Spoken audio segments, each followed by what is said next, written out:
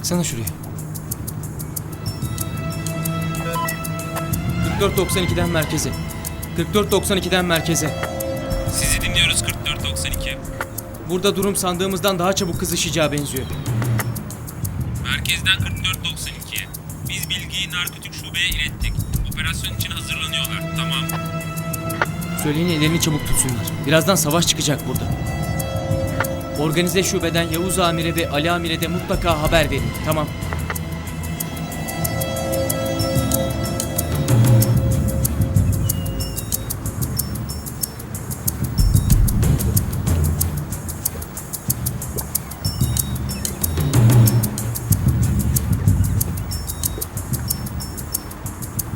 Versene şunu.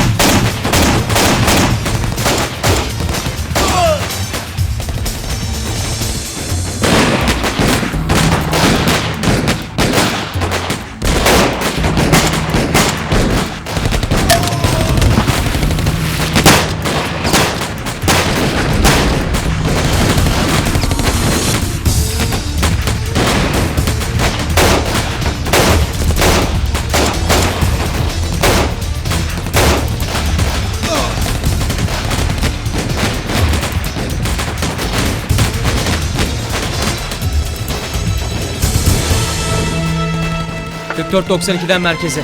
4492'den merkeze. Burada durum karıştı. Çabuk olun.